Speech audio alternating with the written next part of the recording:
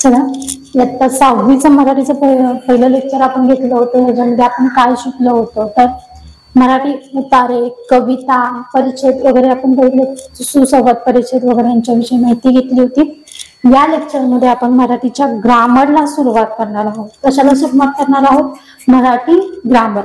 आता या मराठी ग्रामर मध्ये आपण काय घेणार आहोत तर पहिल्यांदा शब्दांच्या जाती.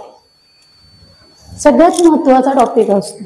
ग्रामरची जी काय पायाभरणी आहे ती ह्याच्यापासून होते. शब्दांच्या जाती. पहिल्यांदा शब्दांच्या जातीचे मुख्य 2 प्रकार पडतात. एक विकारी, दुसरा अविकारी. बघा, शब्दांच्या जातीचे 2 प्रकार पडतात. एक विकारी आणि अविकारी. मग त्याच्यामध्ये इकडे 4 आणि इकडे 4 अशा टोटली 8 आहेत. शब्दांच्या जाती आपल्या सगळ्यांना माहिती किती आहेत? 8. पण त्याची ऍक्च्युअली फोड कशी होती? शब्दांच्या जाती, त्याच्यामध्ये विकारी आणि अविकारी, त्याच्यामध्ये पुन्हा विकारीमध्ये 4 आणि अविकारीमध्ये 4 अशा टोटली शब्दांच्या जाती किती आहेत तर 8 आहेत. आता विकारी म्हणजे काय पहिल्यांदा हे शिकून घेऊया. काय बघूया तर विकारी म्हणजे काय? विकारीचा अर्थ तरी कळायला पाहिजे ना, की ह्याला तुम्ही विकारी असं का म्हणता, बरोबर? तर विकारी म्हणजे काय आहे की ज्या शब्दांवर लिंग, वचन, विभक्ती, बघा हे 3च गोष्टी महत्वाच्या आहेत. लिंग, वचन, विभक्ती. लिंग, वचन, विभक्ती यांचा परिणाम होऊन त्यांच्यात बदल होतो. बघा आता, लिंग, वचन, विभक्ती यांचा परिणाम होऊन त्यांच्यात बदल होतो. कशांवर? शब्दांवर. त्यांना विकारी असे म्हणतात. बघा, सुरुवातच आहे की शब्दांची जाती जेव्हा आपण बघतो तर त्याच्यामध्ये 8 प्रकार पडतात, हे मान्य. पण मुख्य 2 प्रकार आहेत. एक विकारी, दुसरा अविकारी. आता विकारी म्हणजे काय आहे की जे काही शब्द दिले जातात त्याच्यामध्ये लिंग, लिंग सगळ्यांना माहिती आहे. स्त्रीलिंग, पुल्लिंग, नपुंसकलिंग. त्याच्यामध्ये तो, ती, ते.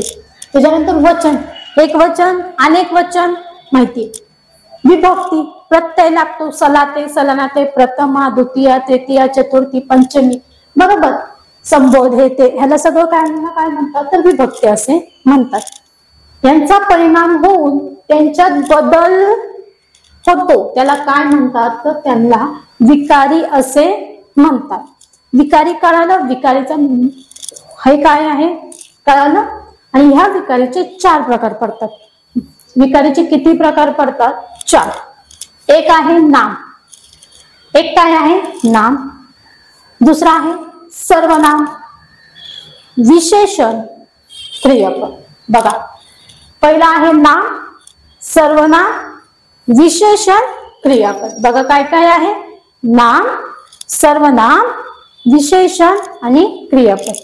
हे 4 गोष्टी याच्यामध्ये येतात. विकारीचे किती प्रकार आहेत? 4. नाम, सर्वनाम, विशेषण, क्रियापद. विकारी म्हणजे काय? लिंग, वचन आणि विभक्तीनुसार त्याच्यामध्ये काय होत राहतो? बदल होत राहतो. त्याला काय म्हणतात तर विकारी म्हणतात. आणि या विकारीचे किती प्रकार आहेत? मुख्य 4. नाम, सर्वनाम, विशेषण आणि क्रियापद. आता ह्यातलं आपण एक एक बघूया. पहिल्यांदा नाम बघूया. प्रत्यक्षात असणाऱ्या किंवा कल्पनेने जाणलेल्या वस्तूंना किंवा त्यांच्या गुणधर्मांना दिलेले नाव म्हणजे काय आहे? नाम. प्रत्यक्षात अस्तित्वात आहे. सातारा अस्तित्वात आहे. पुणे अस्तित्वात आहे. नाशिक अस्तित्वात आहे. नांदेड अस्तित्वात आहे. परभणी अस्तित्वात आहे. ही शहरं आहेत, ही प्रत्यक्षात आहे, बरोबर? मी प्रत्यक्षात आहे, मला स्वतःला एक नाव आहे. गंगा नदी प्रत्यक्षात आहे, बरोबर आहे ना? प्रत्यक्षात म्हणजे आपल्या समोर ती वस्तू आहे. त्याला आपण एखाद्या गोष्टीला नाव देतो, त्याला काय म्हणतात? नाम म्हणतात. किंवा कल्पनेने जाणलेल्या वस्तूला. आता कल्पना करा. कल्पना एका व्यक्तीचं नाव नाही तर कल्पना. आपल्या स्वर्ग मी बघितलाय का? स्वर्ग कल्पना आहे, म्हणजे आपल्या पूर्वजनांपासून त्याची कल्पना आहे की स्वर्ग आहे, नरक आहे, तू स्वर्गात जाणार आहे की नरकात जाणार आहे, हे असतं ना. ह्या ती कल्पना आहे. काय आहे? कल्पना आहे. नरक आहे का नाही माहित नाही, स्वर्ग आहे का नाही माहित नाही, आत्मा कुणी बघितली पण त्याला आपण नाव दिले, ही आत्मा आहे. बरोबर. कल्पना आहे. राक्षस कुणी बघितलाय पण मानतात की बाबा राक्षस आहे. भूत कोणी प्रत्यक्षात कोणी बघितलंय का? नाही, पण कल्पना केली की हे भूत असं असतं. बरोबर. हे कल्पना आहे. कल्पना आहे. बघा, प्रत्यक्षात असणाऱ्या किंवा कल्पनेने जाणलेल्या वस्तूंना किंवा त्यांच्या गुणधर्मांना दिलेले नाव म्हणजेच काय आहे? नाव. आता नाम म्हणजे कोणत्याही व्यक्ती, वस्तू, स्थळ किंवा कल्पनेचे नाव. आत्ताच तुम्हाला एक्सप्लेन केलं मी. उदाहरणार्थ गुलाब. गुलाबाचं नाव घेतलं की आपल्यासमोर गुलाब. ज्याला ज्या रंगाचं गुलाब आवडतं त्याच्या पुढे तो रंग गुलाबाचा येतो. मोगरा, सगळ्यांना वास आठवतो. मोगऱ्याचं नाव घेतले. वासच कसा असतो? सातारा, पुणे, सांगली, सोलापूर, कोल्हापूर, रत्नागिरी, मुंबई, पालघर. नाव, स्थळाची नाव आहेत, ठिकाणाची नाव आहेत. महाबळेश्वर ठिकाण आहे प्रसिद्ध. पाचगणी ठिकाण आहे प्रसिद्ध. केदार व्यक्तीचं नाव आहे. केदार आहे, केदारनाथ आहे. बरोबर. शिवम आहे, शिव आहे, शंकर आहे, हे केदार आहेत. राज, राजवर्ण पण एका व्यक्तीचं नाव आहे, राज. नामाचे मुख्य 3 प्रकार आहेत. बघा, नामाचे मुख्य किती प्रकार आहेत? 3 आहेत. सामान्य नाम, जे सामान्यपणे आपण वापरतो त्याला काय म्हणतो? सामान्य नाम. विशेष नाम, विशेष नावातच प्रत्येक गोष्ट लपलेली असते. सामान्यपणे वापरलं जातं सामान्य नाम. त्याच्यामध्ये काहीतरी विशेष आहे, विशेष नाम. ज्याच्यामध्ये भाव आहे ते भाववाचक नाम. ज्याच्यामध्ये एखाद्यामध्ये भाव असतो त्याला काय म्हणतात? त्याला भाववाचक नाम असे म्हणतात. नामाचे 3 मुख्य प्रकार: सामान्य नाम, विशेष नाम आणि भाववाचक नाम. एका जातीच्या वस्तूंना किंवा व्यक्तींना सामान्यपणे वापरले जाणारे नाम. बघा, एका जातीच्या व्यक्तींना किंवा वस्तूंना सामान्यपणे वापरले जाणारे नाम. आता सामान्य नाम हे वस्तूच्या जातीला दिलेले नाव असते. जसं की घर, घर म्हणले की खूप घर आठवतात. नदी म्हणले की बऱ्याच नद्या आठवतात. गाव म्हणलं की बरेच गाव आपल्याला आठवत राहतात. बरोबर. गाव नुसतं म्हणलंय, मी नाव घेतलंय का? नाही, सहज म्हणलं गाव. बरोबर. हे सामान्य नाम झालं. झाड सामान्य नाम झालं. बरोबर. मुलगी सामान्य नाम झालं. मुलगा सामान्य नाम झालं. सामान्यपणे मी त्याचा वापर करते म्हणून ह्याला काय म्हणतात? म्हणून ह्याला सामान्य नाम असे म्हणतात. सामान्यपणे मी त्याचा काय करते तर वापर करते म्हणून ह्याला काय म्हणतात? ह्याला सामान्य नाम असे म्हणतात. आता विशेष नाम. बघा, सामान्य नाम बघितलं जे आपण सामान्यपणे सहज वापरतो. एक शिक्षक वर्गात जातात. ओके. वर्गात विद्यार्थी असतात. बरोबर. विद्यार्थी सामान्यपणे वापरलं मी, विद्यार्थी. आता त्या विद्यार्थ्यांमध्ये मी म्हणलं की रिया उभा राहा. रिया हे काय झालं? तर हे विशेष नाम झालं. म्हणजे नाव घेतलं की त्या व्यक्तीचा बोध झाला, ती मुलगी आहे. बरोबर. त्या मुलीचा मला बोध होतो. रिया म्हणलं की मला ती मुलगी आठवती. ओके. नदी घेतली मी, नदी सगळ्याच आहेत पण मी विशेष सांगितलं की गंगा नदी खूप पवित्र आहे. गंगा नदी, गंगा हे काय झालं? विशेष नाम झालं. काय झालं? विशेष नाम झालं. केदार विशेष नाम झालं. राधा विशेष नाम झालं. रिया, दिया विशेष नाम झालं. सानिया विशेष नाम झालं. बरोबर. प्रीती विशेष नाम झालं. बघा, विशेष नाम बघितलं आपण. विशेष नामामध्ये काय काय येतं की एका विशिष्ट व्यक्ती, वस्तू, प्राण्याचा बोध होतो. बघा, विशिष्ट नामामध्ये काय होतं? विशेष नामामध्ये एका विशिष्टच व्यक्तीचा, प्राण्यांचा काय होतं? आपल्याला नाव घेतलं की आपल्याला, आता मी प्राणी म्हणलं ठीक आहे, पण मी म्हणलं कुत्रा, डॉग, आपल्याला फक्त डॉगच दिसणार. मी मांजर म्हणलं तर फक्त मांजर दिसणार. मी सर्व प्राणी म्हणलं, सामान्यपणे वापरलं प्राणी आहेत. बरोबर. त्याच्यामध्ये मी म्हणलं कळप चाललाय एखादा प्राण्यांचा, मग सहज म्हणलं कळप आहे, खूप मोठा कळप आहे. त्याच्यामध्ये एखाद्या प्राण्यांचं नाव घेतलं तर कुठलं नाव झालं ते विशेष नाम झालं. ओके, दिया विशेष नाम झालं. त्याच्यानंतर नामाचा अजून एक प्रकार पडतो, तो म्हणजे कुठला आहे भाववाचक नाम. कुठलं नाव आहे, नावातच आहे भाव. भाव भाव म्हणजे आपला भाव नाही, तर हा व्याकरणातला भाववाचक नाम. ज्या नामाने प्राणी किंवा वस्तू यांच्यामध्ये असलेले गुण, धर्म किंवा भाव यांचा बोध होतो त्याला भाववाचक नाम असे किंवा धर्मवाचक नाम असे म्हणतात. आता बघा, भाव व्यक्त होतो किंवा गुण म्हणा, विशेष सांग, गुण व्यक्त होतो. काय व्यक्त होतो, गुण. आता बघा, गुण व्यक्त होतो, जसं की गोडपणा असतो, जिलेबीमध्ये जिलेबी गोड असते, गुलाबजामुन गोड असतात, गोडी, लबाडी, वात्सल्य, आनंद, दुःख, गुलामगिरी, हे काय आहेत तर हे भाववाचकची उदाहरणं आहेत.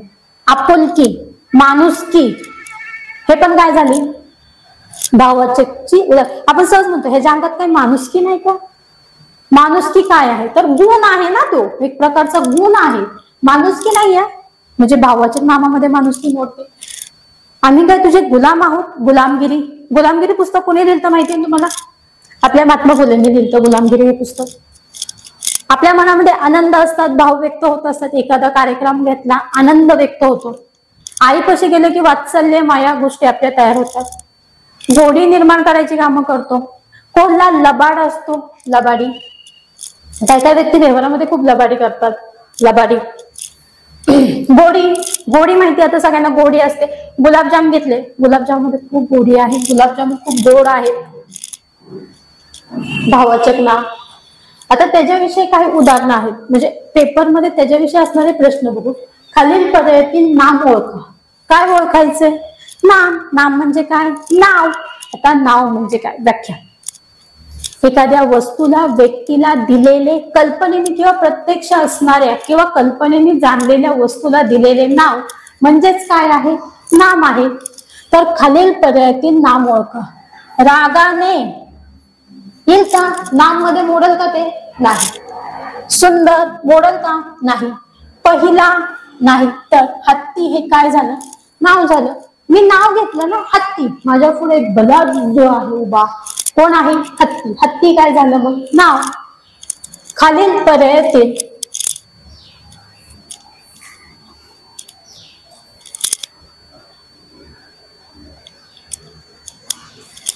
पर्यायातील सामान्य नाम ओळखा. कुठलं नाम ओळखायचंय मला, सामान्य. नाम तर आहे पण कुठलं नाम ओळखायचंय मला, सामान्य, जे आपण सहज वापरतो. ओके. सौरभ काय आहे, आता सांगितलं, एका विशिष्ट वस्तूचा, व्यक्तीचा बोध होतो, म्हणजे हे विशेष नाम आहे, बरोबर. विशेष नाम आहे, चालतो, विशेष नाम आहे. आपुलकी, आता सांगितलं, भाव व्यक्त होतोय ना, आपण सहज म्हणतो तुझ्या अंगात काय आपुलकी आहे का नाही, म्हणजे काय होते, भावना, तुझ्या मनामध्ये काय आहे का, मग हे येईल का सामान्य नामामध्ये, नाही. गौरव पण कसं आहे, विशेष नाम आहे. मग काय आहे, झाड. झाड हे काय झालं आपलं, सामान्य नाम. खालील पर्यायातील विशेष नाम ओळखा. नाम ओळखायचंय पण कुठलं नाम ओळखायचंय तर विशेष नाम ओळखायचं आहे. गंगा, गाडी, झाड आणि सौंदर्य. सौंदर्य म्हणजे काय आहे, भाव आहे, भावना आहे, मनातील भावना आहे. झाड सामान्य नाम आहे. गाडी सामान्यपणे यूज करते, गाडी. मी गाडीचं विशेष करून नाव घेते का नाही, रस्त्याने खूप गाडी, गाड्या आहेत, गाड्या आहेत, गाडी आहे, गाड्या आहेत, गाड्या हे सामान्य झालं. गंगा, गंगा हे काय झालं तर गंगा हे विशेष नाम झालं. गंगा हे कसलं नाव झालं तर विशेष नाम झालं. खालील पर्यायातील भाववाचक नाम ओळखा. नाम ओळखायचंय पण कुठलं ओळखायचंय, भाववाचक.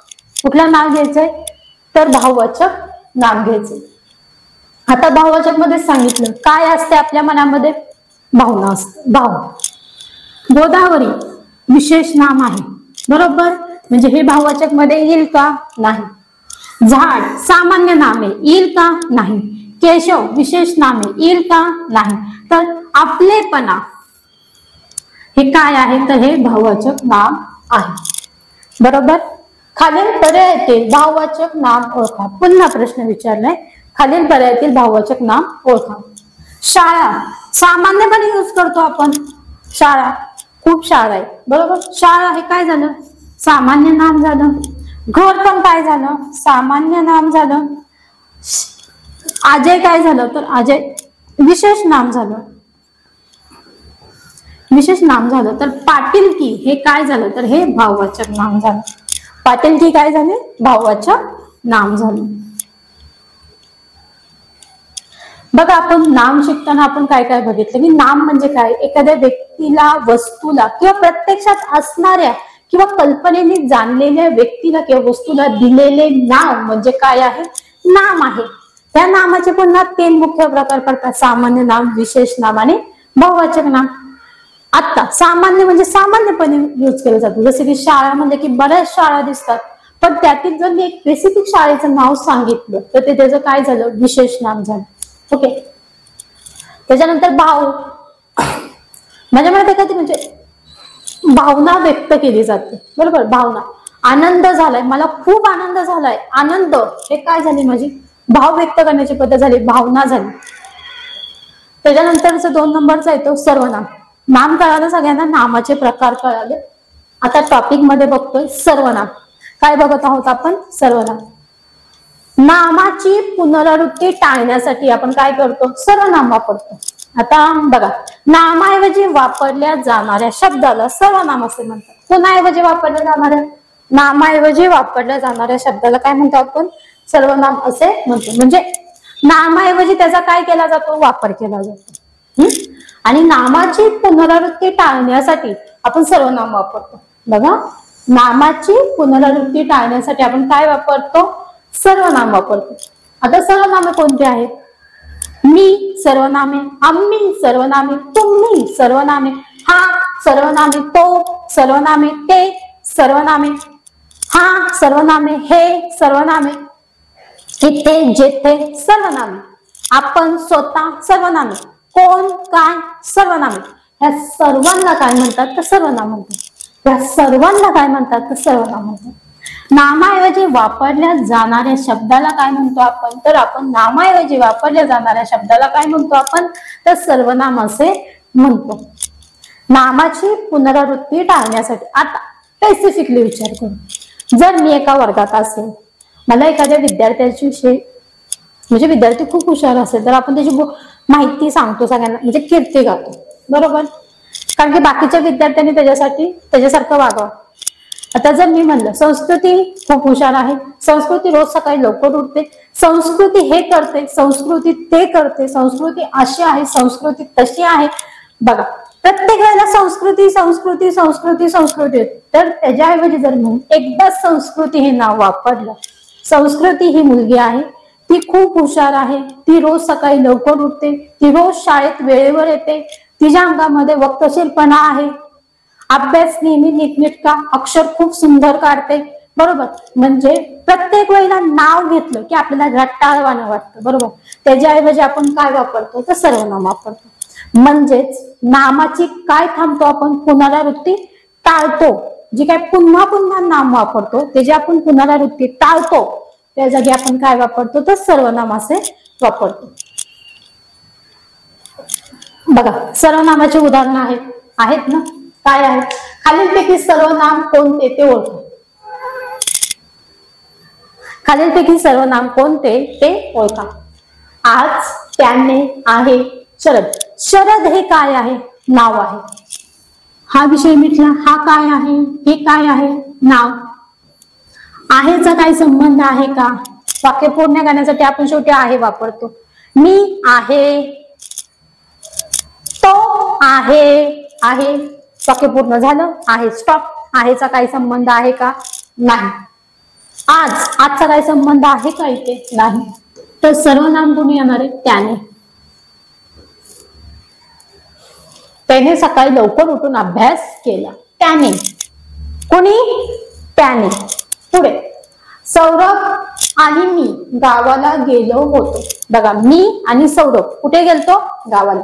आता ती गावाला गेलती का असं म्हणू ह्या दोघांच्या ऐवजी? ती गावाला गेलती नाही. ह्या दोघांना एक शब्द आपल्याला सर्वनाम म्हणून वापरायचा आहे. हे येणार आहे का? नाही.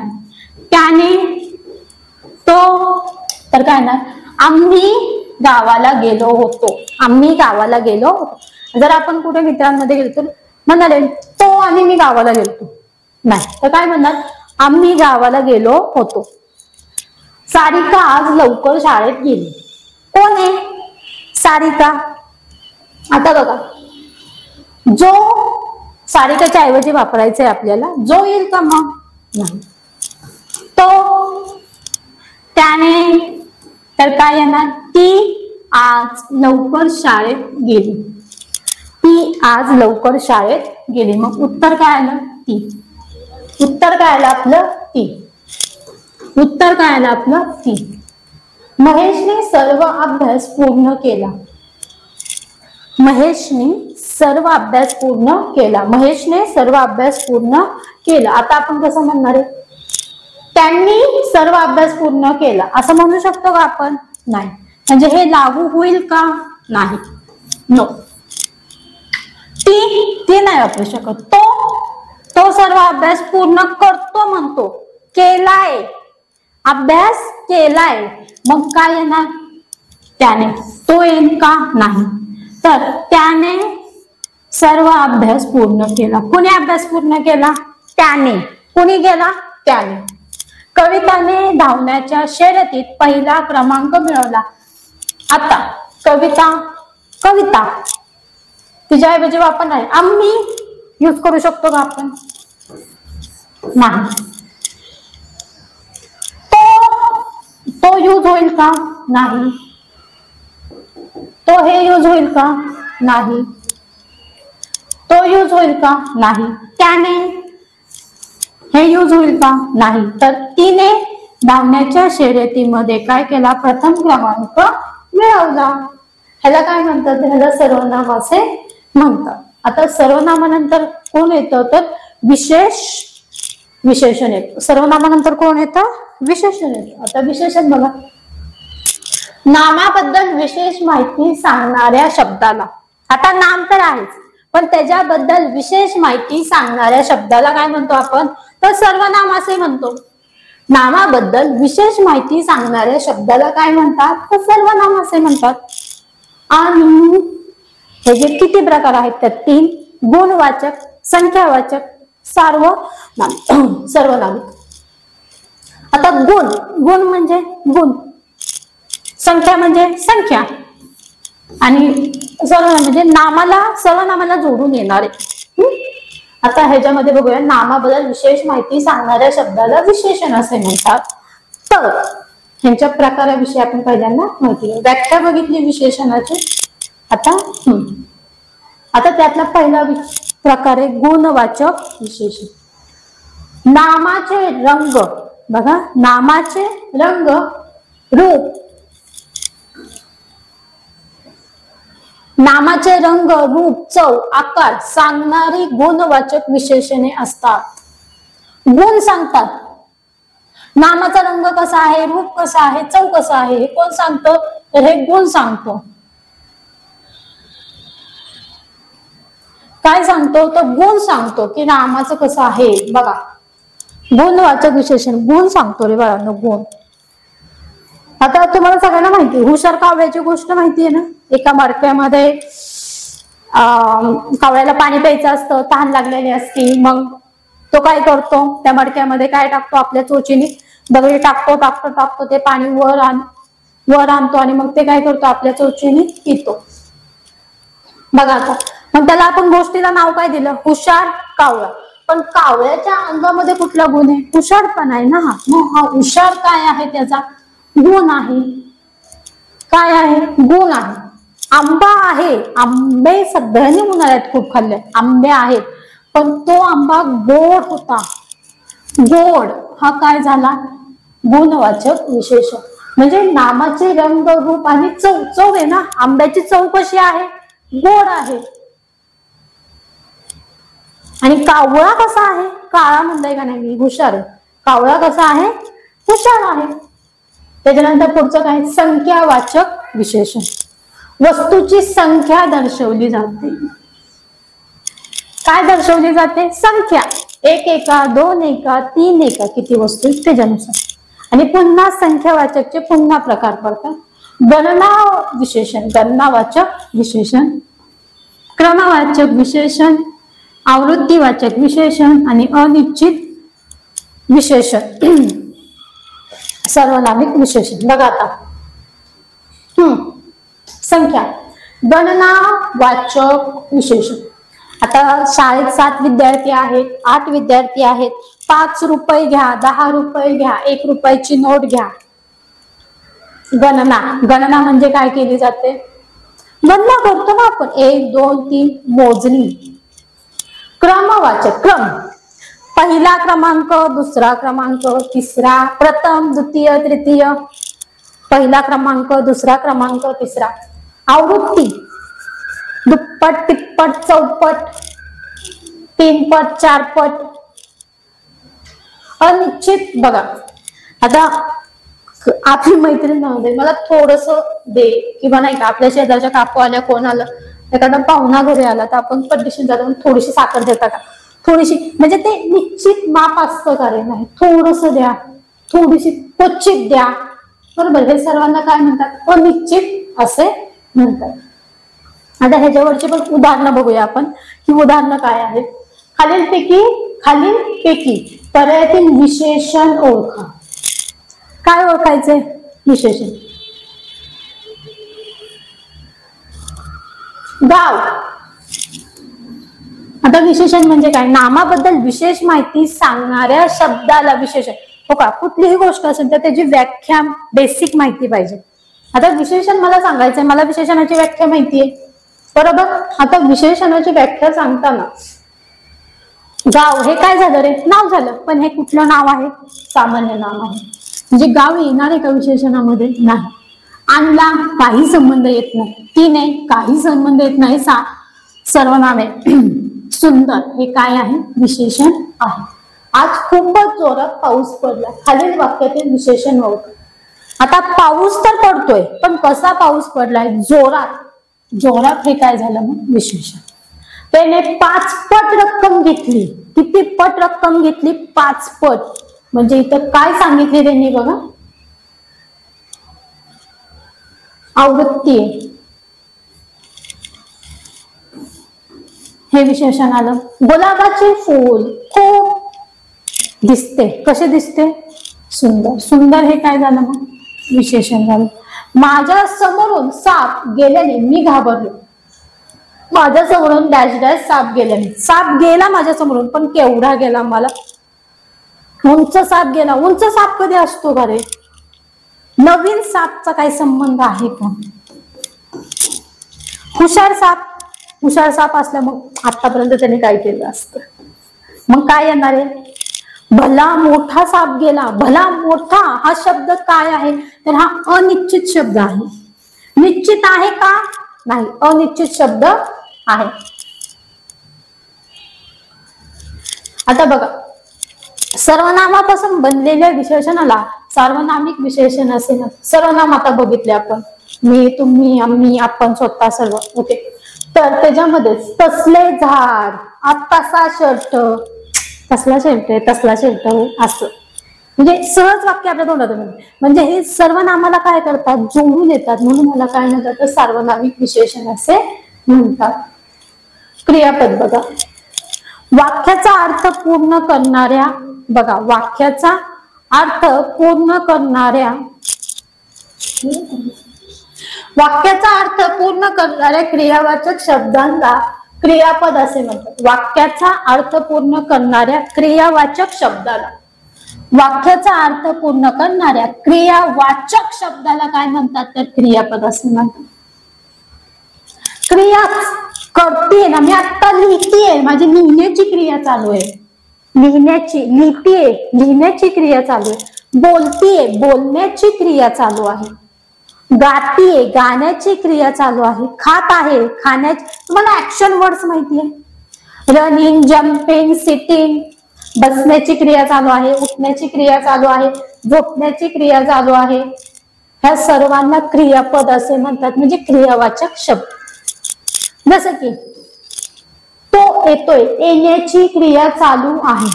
तो गेला, जाण्याची क्रिया चालू आहे. तो गातोय, गाण्याची क्रिया चालू आहे. तो खातोय, खाण्याची क्रिया चालू आहे. तो पितोय, पिण्याची क्रिया चालू आहे. आहे, तो आहे असण्याची क्रिया आहे. नाही, तो नाही नसण्याची क्रिया. खेळतोय, तो खेळतोय खेळण्याची क्रिया आहे. म्हणजे ह्या सर्वांना काय म्हणतात, ह्या सर्वांना क्रियापद असे म्हणतात. आता क्रियापदामध्ये काय काय असतं बघा. मी जाते, जाण्याची क्रिया चालू आहे. मी येते, येण्याची क्रिया चालू आहे. मी बोलत आहे, बोलण्याची क्रिया चालू आहे. मी शिकवत आहे, शिकवण्याची क्रिया चालू आहे. मी लिहित आहे, लिहिण्याची क्रिया चालू आहे. ह्याला काय म्हणतात, तर ह्याला क्रियापद असे म्हणतात. काय म्हणतात, तर ह्याला क्रियापद असे म्हणतात. क्रियापद कळालं की वाक्याचा अर्थ पूर्ण करणाऱ्या, बघा, वाक्याचा अर्थ पूर्ण करणाऱ्या क्रियावाचक शब्दाला क्रियापद असे म्हणतात. वाक्याचा अर्थ पूर्ण करणाऱ्या क्रियावाचक शब्दाला क्रियापद असे म्हणतात.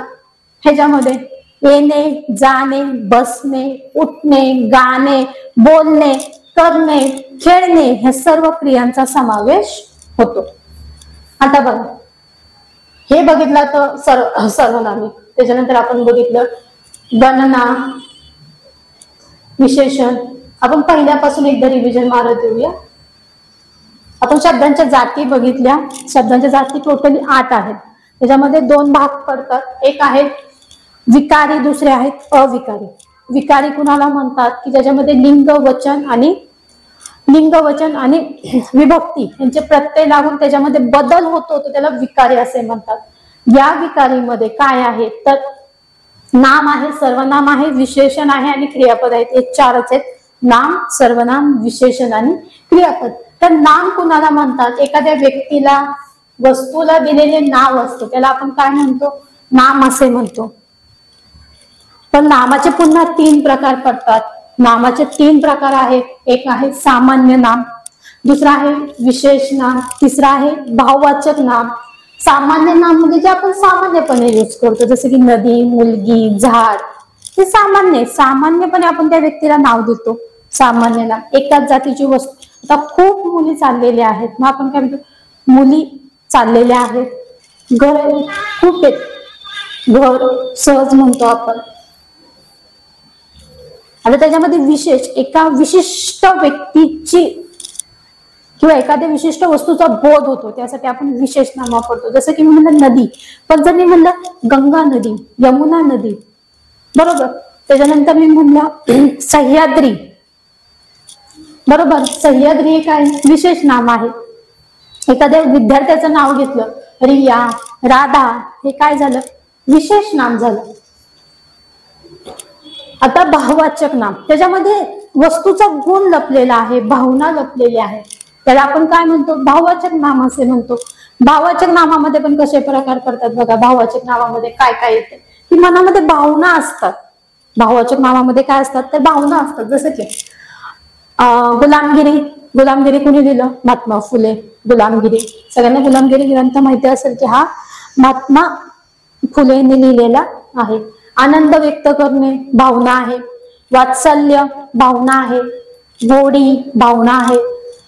लबाडी, लबाड, कोल्ह्याची गोष्ट माहिती, लबाडपणा असतो. काय काय म्हणतात, हे माणूस खूपच लबाडी आहे, लबाड.